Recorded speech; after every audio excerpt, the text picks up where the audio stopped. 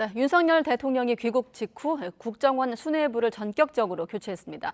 여러 차례 불거진 인사잡음 때문이란 분석이 나오고 있습니다.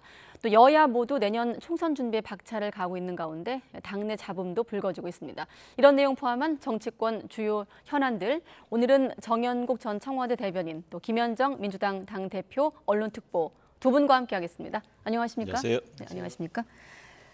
먼저 국정원 수뇌부 전원 교체, 사실 한 예고편이 좀 있었기 때문에 예측됐던 부분이기도 합니다만 사실 이렇게 수뇌부 전격 교체는 좀 이례적이긴 합니다. 매우 이례적이죠. 그동안 없었던 모습인데 사실 김규현 원장이 부임하면서부터 계속해서 인사 갈등이 있어 왔습니다. 김규현 원장이 가면서 그동안 이제 국정원의 그동안의 이제 내부 조직을 좀 정비하면서 네. 강화를 하려고 했던 것인데 가자마자 1급 고위 직원들을 모두 다 이제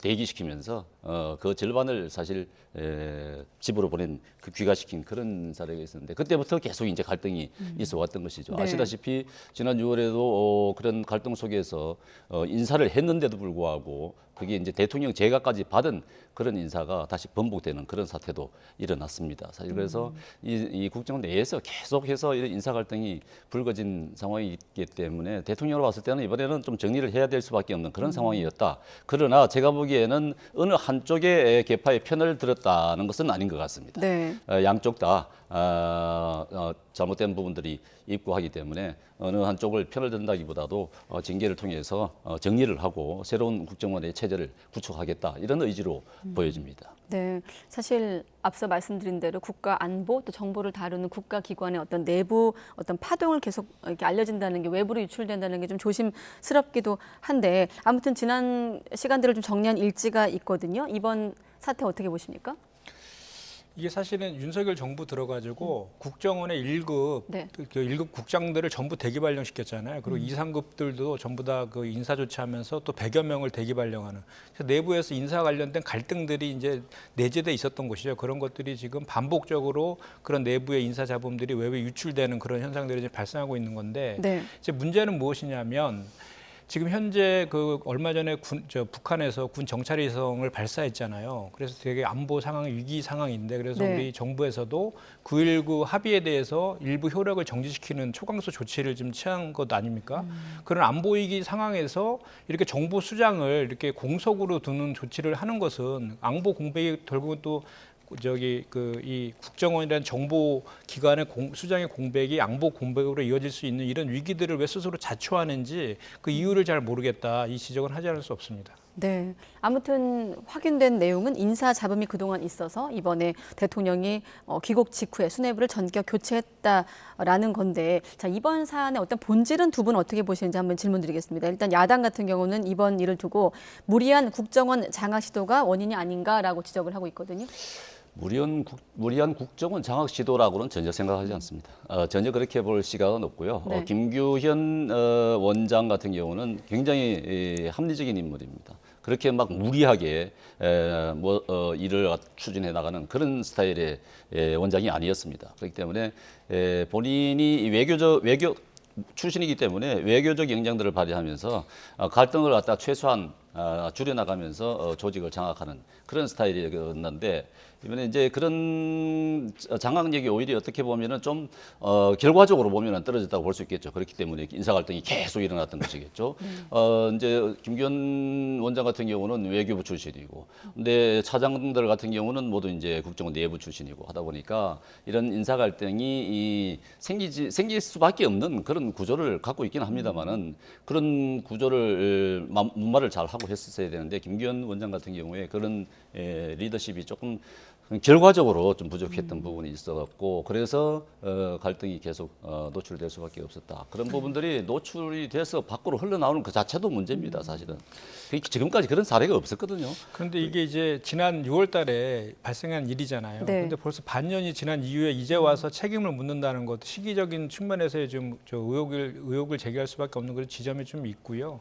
그 1차장 같은 경우에는 기업들의 그 주식 그 주가 조작과 관련된 그 비리에 연루됐다는 첩보가 대통령실에 들어갔고 또 그중에 일부가 사실로 확인됐다 뭐 이런 얘기들도 있고 또 말씀하신 것처럼 인사자금이 계속 반복적으로 외부에 유출되는 것들이 종합적으로 있다라고 하는데 저희가 상식적으로 봤을 때 그렇지 않습니까? 그러니까 이게 상식대로 1차장과 2차장이 문제가 있다고 하면 먼저 그분들을 감찰을 통해서 그 원인을 규명하고 그 책임을 묻게 하는 것이 순서인 것이죠. 그리고 당연히 빨리 안보 공백 상태를 최소화시키기 위해서는 국정원장을 먼저 임명한 다음에 그동안 그래 왔지 않습니까? 국정원장과 대통령실이 논의해서 1차장과 2차장을 임명하는 수순이 네. 그동안 해왔던 그런 관례적인 거고 그게 상식적인 절차인데도 불구하고 뭐 국정원장을 공백 상태로 둔 상태에서 1차장, 2차장을 동시에 다 뭐 그 형식은 사퇴 형식을 갖췄지만 실질적으로 경질시킨 이런 조치들을 했단 말이죠. 네. 이것은 결국은 국정원을 우리 윤석열 정부에서 장악하려는 그런 의도 아니냐라고 읽힐 수밖에 없는 대목이다 이 말씀을 드립니다. 네, 인사청문회가 필요한 자리이기 때문에 아무리 내부 뭐 검증 절차 돌입했다고 해도 당분간 공석이 불가피해 보이는 건 사실이지 않습니까? 그렇습니다. 지금 하마평에 오르는 분들이 있습니다만은 인사청문회를 해야 되기 때문에 당분간은 공백 상태가 유지될 수밖에 없을 텐데 최소한으로 해야 되겠죠. 알겠습니다. 일단 뭐 군 출신 누구누구 뭐 하마평에 오르는데 인선은 좀 지켜보기로 하겠습니다. 이제 각 당 내부 상황으로 넘어갈 텐데 자 조금 전에 이제 회의가 시작됐다고 아까 저희 취재 기자가 전달을 했는데 당무감사 결과가 발표될 예정입니다. 내년 총선 앞두고 쇄신론과 맞물리면서 이제 결과에 대한 좀 파장이 적지 않을 것 같고 아까 저희 취재 기자가 취재한 내용을 좀 알려주기도 했거든요. 나경원 전 의원 또 배현진 의원이 점수 잘 나왔다 이렇게 알려주기도 했는데 어떤 파장이 예상되십니까? 사실은 그 당무감사는 보통 한 여름 정도에 이렇게 했는데 그 국민의힘 같은 경우는 상당히 좀 시기적으로 좀 늦은 감이 좀 없지 않아 있는데 총선을 앞두고 이렇게 당무감사하는 경우는 저희 당에서는 좀 본 적이 없어서요. 네. 근데 어쨌든 간에 이 당무감사 결과가 당연히 이제 그 현역 의원들 같은 경우 특히 이제 그 평가에 반영이 될 수밖에 되게 되어 있고 또 다른 그 253개의 지역위원장들 모두의 평가에 반영되기 때문에 그것이 또 공천할 때 또 그거에 또 기준으로 또 들어가기도 하거든요. 평가의 기준으로. 그래서 이 당무감사 결과가 어떻게 나오느냐에 따라서 253개 지역위원장들은 되게 그 뭐랄까 이렇게 시비가 대단히 엇갈릴 것 같다 이런 생각이 듭니다. 네, 일단 하위 평가자는 비공개로 공관위로 넘기겠다까지 알려지고 있는데 중진대 성적이 좀 주목되는 거 아니겠습니까? 그렇습니다. 하위 평가자 20%는 공천에서 배제하겠다고 하는 것이 이제 저희 당의 공천기획단의 발표였거든요. 네. 근데 그 20% 플러스 알파 30%까지도 생각하고 있다 이렇게 얘기를 했습니다. 네. 사실 며칠 전에 김기현 대표께서 이 하위 평가자를 미리 발표를 할 것도 검토하고 있다 이런 얘기도 했었는데 그것은 이제 미리 발표함으로써 컷오프 대상자들이기 때문에 그 대안이 가서 대안이 될 수 있는 사람들이 가서 이제 준비할 수 있는 시간을 줄 여지가 있다 하는 생각에서 그렇게 말씀하신 것 같은데 네. 그렇게 될 경우에는 상당히 파장이 크겠죠. 미리 발표했을 경우에 사실 얼마 며칠 전만 하더라도 그런 그 하위 평가자라면서 사실 정보지가 한번 돌았거든요. 그렇게 해서 지금 난리가 나고 했었는데 하위 평가자를 미리 발표하기는 좀 어려울 것입니다. 그렇지만 그 명단은 당무감사 결과는 공천관리위원회 다음 달 중순쯤에 지금 생각을 하고 있는데 공천관리위원회에 넘겨서 공천 심사 과정에서 그 부분을 충분히 반영한다. 지금 이렇게 돼 있는 상황입니다. 네, 아마 오늘 발표 내용을 인유한 혁신위원장도 주목을 하고 있을 텐데 오늘 그보다는 인유한 위원장과 또 이준석 전 대표를 향한 부모의 잘못 이 발언 때문에 좀 시끌시끌합니다. 뭐 여러 워딩이 있더라고요. 슈퍼 K 꼰대, 뭐 동양의 예절, 뭐 여러 가지 얘기가 나오고 있는데 일단 이런 지금 일련의 과정에서 나온 발언 어떻게 좀 평가하십니까? 인유한 혁신위원장이 혁신 대상 1호로 바뀐 것 같아요. 이게 혁신위가 시작은 되게 창대했는데 끝이 되게 안 좋은 것 같습니다. 이렇게 혁신위의 동력도 많이 떨어질 것 같다는 걸 좀 생각이 되는데 이준석 전 대표가 나이가 이제 40이잖아요. 40 먹고 당대표까지 한 사람한테 준서가라고 표현하는 것도 그렇고 이준석 대표를 비판하는 과정에서 부모까지 끌고 와서 비판한 것은 그 뭐 정말 패드립이라고 하잖아요. 네. 그 선을 넘었다 이렇게 봅니다. 그래서 얼마 전에 우리 최강욱 전 의원에 대한 그 여성 비하 발언에 대해서 국민의힘에서 정말로 비판을 많이 했고 우리 당에서도 비상 징계까지 했지 않습니까? 이것도 어떻게 보면 부모 비하 발언일 수 있기 때문에 이거에 대해서 이미 당에서도 그에 상응한 조치가 좀 필요하다 저는 그렇게 생각합니다. 왜냐하면 이뇨한 혁신위원장 같은 건 그전에도 윤석열 대통령을 나라님이라고 표현하면서 윤석열 대통령에게 쓴소리하는 것은 월권이다.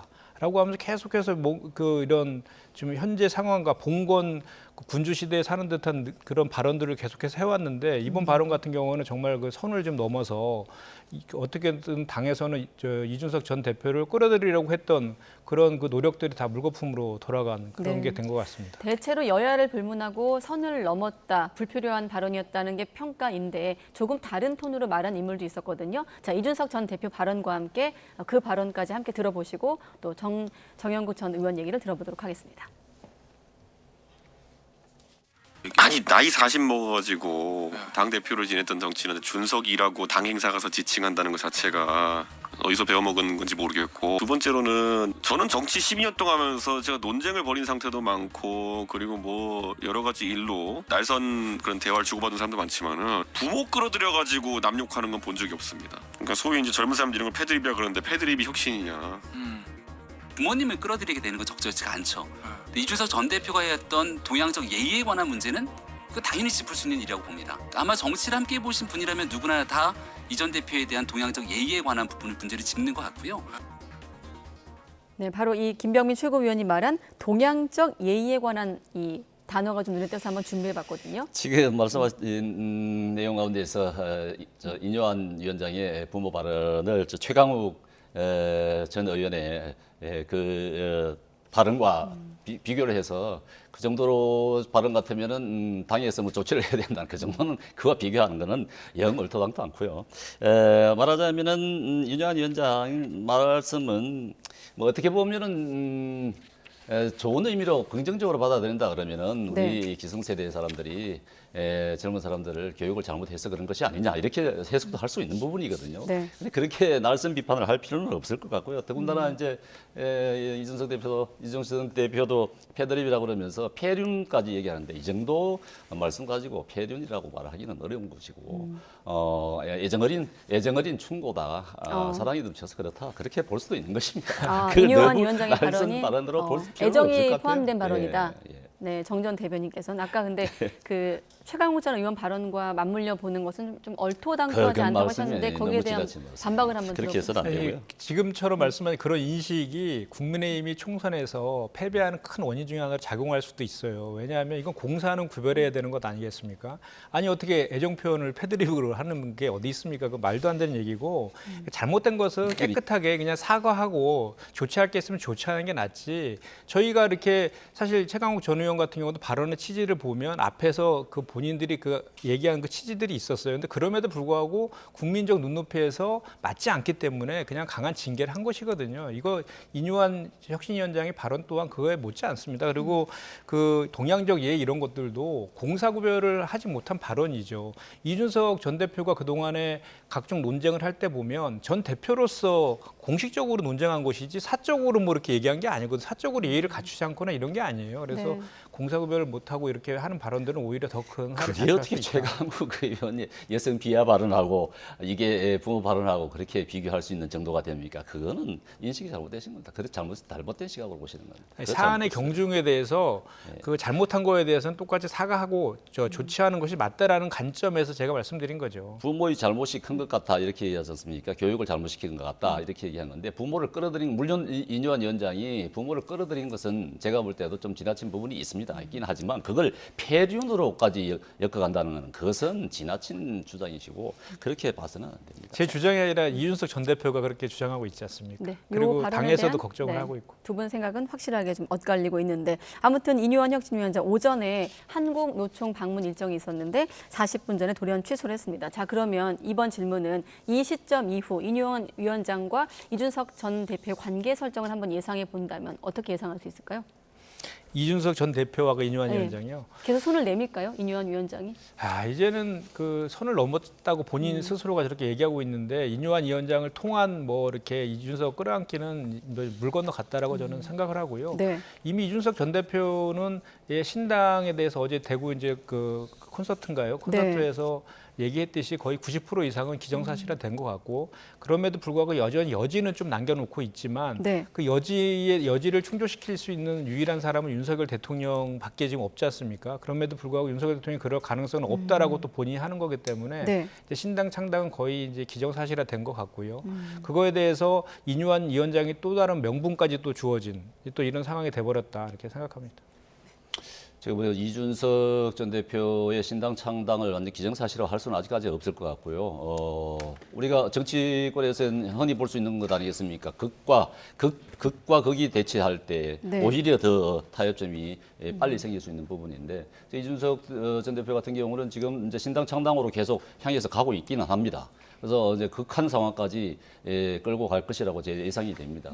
그렇지만은 이 당에 대한 미래는 아직 저는 버리지 않았다고 생각이 되고 네. 그렇게 해서 나중에 또 합류를 해서 한다 그러면은 더 시너지 효과가 낼 수 있는 부분들이 있기 때문에 아직까지 그 기대를 접기는 이르다. 그렇게 저는 생각합니다. 알겠습니다. 자, 일단 큰 틀에서 당이 총선 물갈이 시동을 걸고 있는 상황, 그리고 인적 쇄신론을 혁신위가 내놓고 있는 상황, 그리고 이준석 전 대표는 신당을 창당하겠다 이런 분위기가 흐르고 있는 상황에서 하태경 의원이 정치 1번지 서울 종로를 선택했습니다. 참고로 최재형 의원이 현역이고 한동훈 장관 예상지 중에 또 하나로 거론되는 곳인데 어떤 의미가 있는 선택일까요? 이게 지금은 국민의힘 상황이 약간 좀 무법천지 같아요. 그러니까 당이 중심이 없다 보니까 네. 체계적으로 뭐 논의하고 결정하는 그런 과정들이 전혀 없이 그냥 각자가 자기 의견들을 막 던지고 있지 않습니까? 그러니까 결국 자기 정치하고 있는 거잖아요. 그리고 이뇨한 혁신이가 얘기했듯이 전략공천은 없다라고 하는데 본인이 그럼 뭐 그냥 종로에 출마한다 그러면 출마되는 겁니까? 그것도 아니지 않습니까? 그리고 또 말씀하신 것처럼 거기 지금 현재 최재형 의원이 있는 지역구이기도 하고요.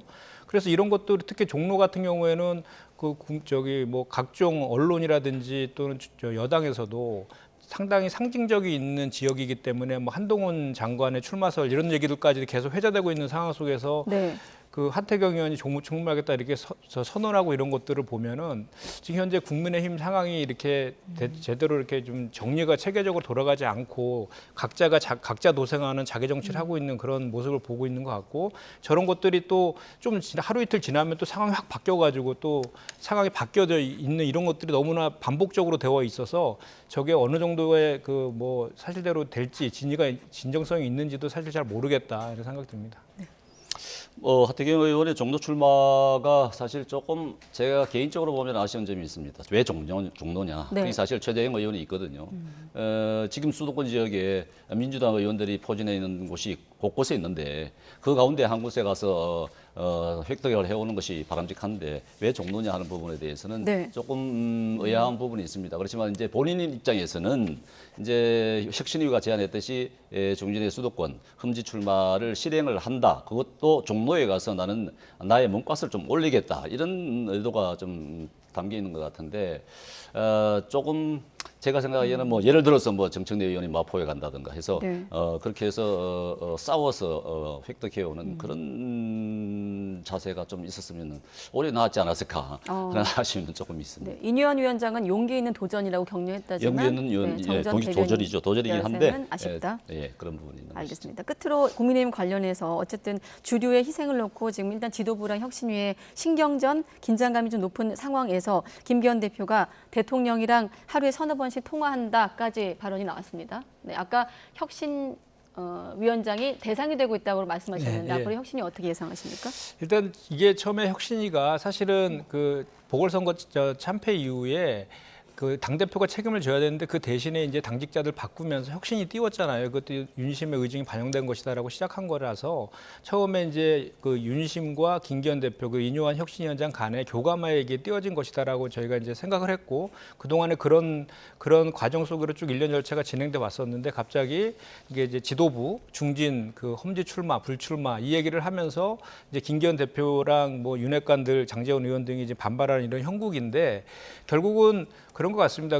이것이 그리고 때 아닌 갑자기 윤심 경쟁이 벌어졌어요. 사실은 이번에 혁신의 가장 큰 역할은 윤석열 대통령한테 쓴소리하는 게 사실은 그 핵심이었는데 그건 하지 않고 오히려 이뇨한 위원장과 김기현 대표가 윤심이 나한테 있다라는 이상한 또 경쟁을 하고 있는 이런 좀 엉뚱한 지금 상황이 벌어졌는데 저는 결국은 김기현 대표가 지금은 지역구 가서 의정부구에 열면서 이렇게 좀 약간 그 이뇨한 혁신위원장에게 좀 이렇게 반대하는 그 입장을 취하는 듯한 모습은 보이고 있지만 결국은 그 윤석열 대통령 의중대로 당대표로서 이렇게 뭐 불출마라든지 험지 출마 쪽으로 결정되지 않을까 이렇게 예측합니다. 언젠가 이 자리에서 어떤 패널은 지금 두 사람의 이 투샷이 나오고 있어 생각이 났는데 지금의 혁신위와 김기현 대표 체제가 운명 공동체다 이렇게 말한 분도 계셨는데 지금 보면 좀 그런 분위기는 아닌 것 같아요. 혁신위가 잘못되면은 김기현 대표 체제도 사실 어렵다고 봐야 되겠죠. 네. 그렇기 때문에 서로 완전 딴 길을 가고 있다 이렇게는 생각되지 않은데요. 네. 지금은 약간의 갈등이 비춰지는 그런 모습 아니겠습니까? 혁신위가 제안한 대로 하고 있지 않다 이렇게 보여지는 모습이 보이긴 하는데 그렇다 하더라도 결과적으로는 그렇게 되지는 않을 거라고 저는 봅니다. 즉 김기현 대표 같은 경우는 그제 울산에서 사실 제가 울산이 지역입니다만은 울산에서 의정 보고회도 했어요. 근데 울산에서는 아주 독특한 그런 지역적 환경도 있습니다. 울산에 오선 의원이 나와가지고 울산 지역을 위해서 해줬으면 좋겠다고 하는 그런 열망이 있고 하기 때문에 그래서 이제 지역에서 지역 그 리더 그룹들이 이 울산에 남아라 해가지고 기자회견도 하고 그랬거든요. 네. 그렇기 때문에 그런 이제 김기현 대표로서는 명분을 갖고 이제 지역 출마를 생각도 고려도 하고 있을 텐데 그렇다고 자기가 이제 지역에 출마하면서 전체적으로 총선을 관리하겠다 하는 부분에 대해서는 본인은 자신이 있다고 할 수 있습니다만은 국민들은 그런 시각으로 보지 않을 수가 있기 때문에 본인의 고민이 깊을 것입니다. 그런데 이제 막판에 가서 본인이 어떤 결정을 내릴지는 아직까지 좀 더 두고 봐야 되는데 아마도 전체 당을 살리는 방향으로 고민을 하지 않겠습니까? 네. 그렇다 그러면 나중에 되면 이뇨한 혁신위가 바라보는 방향하고 같을 수밖에 없을 것이다 그런 생각이 듭니다. 자, 다음은 민주당으로 넘어갈 텐데 대의원 권한을 축소하고 권리당원의 비중을 좀 강화하는 것을 추진하고 있는 민주당. 자, 이재명 대표가 비명계 반발이 적지 않은 상황에서 표의 등가성을 언급했거든요. 잠깐 이재명 대표 발언부터 들어보고 또 두 분 의견 듣겠습니다. 민주주의 사회에서 표의 등가성은 매우 중요한 가치입니다. 대의원과 권리당원의 1인 1표제에 대한 열망이 매우 큰 건 사실인데 그 방향으로 가야 하긴 하겠지만 단번에 넘어서기는 어려운 벽이어서 한 걸음씩 이렇게 점진적으로 바꿔나간다는 점들을 좀 이해하고 좀 용인해 주시면 좋겠습니다. 비명계 의원님들 반발이 좀 예상이 되는데 향후 설득 과정 좀 어떻게 보고 계실까요? 충분한 협의 논의를 거쳐서 그 의견들 모아 나가도록 하겠습니다. 네, 대의원제 개편 필요성에 힘을 실은 발언이겠죠? 네. 그렇습니다. 그동안에 항상 당내에서는 우리 대의원이 그동안에 이제 권리당원에 비해서 네. 한 50에서 60표의 그 대표성을 갖고 투표에 임해서 그 문제에 대해서 계속 지적돼 왔었거든요. 그래서 뭐 민주주의 국가에서 사실 1인 1표 안 하는 곳이 사실 없잖아요. 그런데 대의원제가 정확히는 대의원제도를 폐지하는 것이 아니라 표의 등가성 1인 1표제를 하자는 주장들이 계속 있어 왔는데 그럼에도 불구하고 저희가 이제 영남 지역 같은 경우는 민주당 세가 대단히 약하고 당원들이 작기 때문에 그쪽을 영남권을 좀 배려하는 차원에서 대의원 제도를 좀 도왔던 것이 그동안 관행이었거든요. 그동안에 이제 제도였는데 이번에 그런 이제 혁신의 의견들도 반영하면서 또 그전에 이제 그 대의원의 비율이 이제 한 5, 60표에서 20표 정도 내로 그러니까 권리당원 1명당 권리당원 20명당 대의원 1명 정도로 줄이는 그런 내용으로 좀 이렇게 절충이 돼 가지고 이번에 당원 개정안이 올라왔다 이렇게 보시면 될 것 같습니다. 네.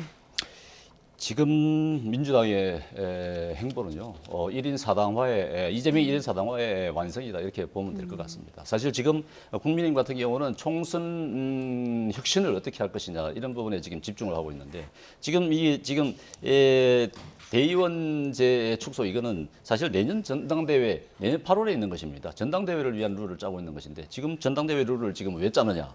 제가 보기에는 총선 국면에서 경선이란다. 이게 총선 국면에서 이제 공천권을 두고 사실 의원들이 그렇게 자기 소리를 내지 못하는 이런 상황을 이용을 해서 지금 이재명 대표는 자신의 지금 자신의 당으로 만들기 위해서 자신의 팬덤들을 더 강화하기 위해서 룰을 만들고 있다. 지금 지금 국민의힘과는 굉장히 대비되는 그런 모습을 보이고 있다. 저는 어떤 그렇게 점이 봅니다. 대비되는 거죠? 지금 우리는 내년 총선을 위해서 어떤 예. 룰을 어떤 혁신적인 룰을 만들까를 고민을 하고 있지 않습니까? 근데 지금 민주당은 내년 전당대회 8월 전당대회 룰을 짜는데 지금 올인을 하고 있어요. 이것은 지금 국민들이 봤을 때 그렇다 그러면은 총선과 관련해서는 혁신을 하지 않을 것이냐, 혁신 네. 룰은 언제 만들 것이냐 이런 얘기들이 조금 전에 나오고 사당화 말씀하셨는데 어제 비명계 모임에서도 이 화두가 나오고 끝으로 말씀 듣고 마무리하겠습니다. 그 원칙과 상식이라는 이제 조직이 있는데 이분들이 이제 당내에서 그 뭐 당내 민주화라든지 강성 팬덤 뭐 우리 당원들에 대한 그런 것들 폐해라든 이런 것들을 좀 고치겠다라고 해서 이제 출범을 했는데 사실 이분들이 그 민주당에 대해서 당내에서의 혁신이라든지 이런 대안들을 제시하고 또 당에서 그거를 수용하고 이런 뭐 다양성이라든지 그런 다양한 의견을 존중하는 것은 저는 그 존중되어야 된다고 생각합니다. 다만 한간 일각에서 이분들을 바라보는 시각 중에는 공천 때문에 그러는 것이다. 그리고 반명하려는 거 아니냐라는 일각의 시각들이 있거든요. 그래서 그런 시각들도 바라보면서 또 본인들을 비판하고 있는 의견들이 있다는 것도 받아들이면서 서로 상방한 소통을 통해서 대안을 제시하는 그런 건전한 당의 통합과 총선 승리로 나아가는 그런 역할들을 하기를 바랍니다. 네, 알겠습니다. 아까 서로를 향해서 한쪽에서 무법천지다, 또 정전 대변인께서는 1인 사당화를 완성해 가고 있다라고 말씀하셨는데 이를 입증하는 과정이 될지 아니면 반박하는 과정이 될지 함께 지켜보겠습니다. 네, 정연국 전 청와대 대변인, 또 김현정 민주당 당대표 언론특보 두 분과 함께했습니다. 고맙습니다. 감사합니다.